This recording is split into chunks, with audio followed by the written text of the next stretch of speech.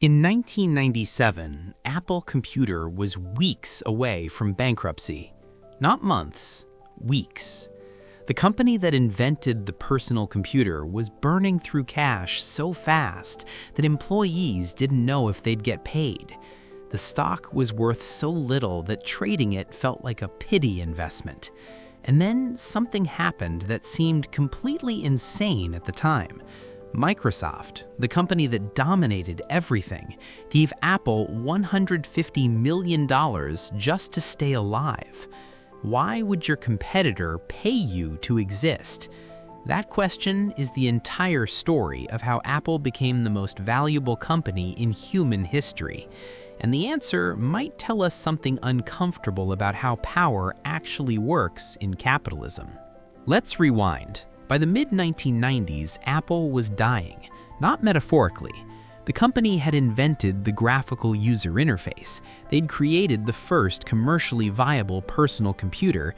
They'd done everything right, and yet they were losing to Microsoft by almost every measure. Why? Because Microsoft understood something Apple forgot. You don't win by being the best, you win by being everywhere. Microsoft licensed their operating system to any manufacturer who would take it. Dell made computers running Windows. Compaq made computers running Windows. IBM made computers running Windows. Meanwhile, Apple made computers. Just Apple.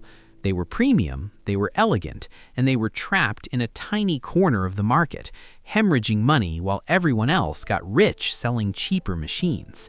By 1997, it was over. Apple's board knew it. The company was about to die. And that's when Bill Gates did something that shocked the world. Microsoft invested $150 million into Apple, not to buy them, not to merge, to keep them alive as a separate company. People thought Gates was insane. The press called it charity. It wasn't charity, it was chess. Here's what nobody understood then. Microsoft needed Apple to exist. If Apple died, the US Department of Justice would have finished its antitrust case by lunchtime.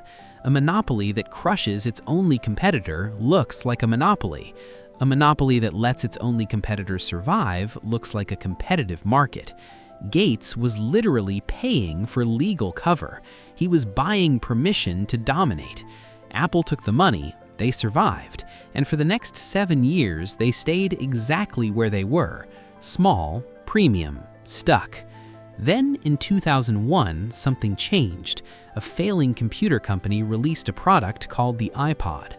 The iPod wasn't the first digital music player. It wasn't the most feature-rich.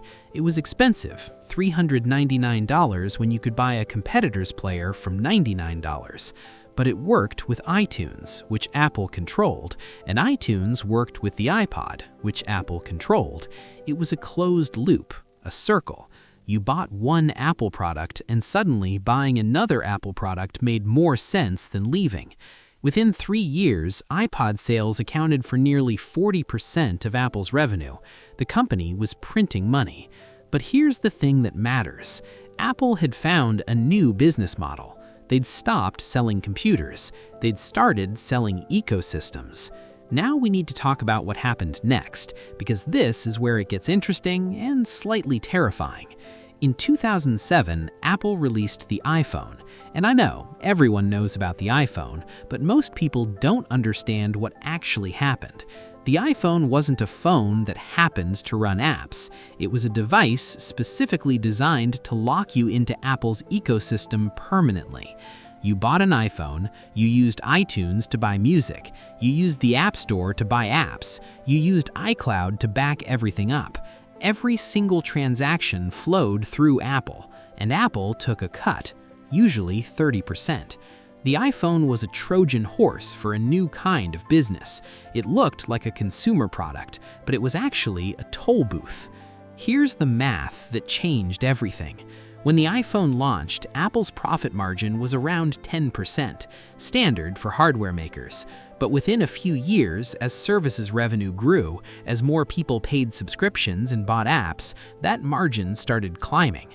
Today, Apple's services division generates $20 billion a year in revenue, and services have a 70% profit margin. Not 10, 70. That's the difference between selling products and selling control. Control is incredibly profitable. The stock market noticed. Apple's stock price, which had been in free fall in the 90s, started climbing and climbing and climbing. From $30 a share in 2003 to $150 by 2012, from $150 to $300 by 2018, from $300 to nearly $200 today. The math is almost obscene. If you'd invested $1,000 in Apple stock in 2000 when it was truly on death row, you'd have approximately $1.2 million today. 20 years, 1,200 times your money. But here's where the story gets uncomfortable.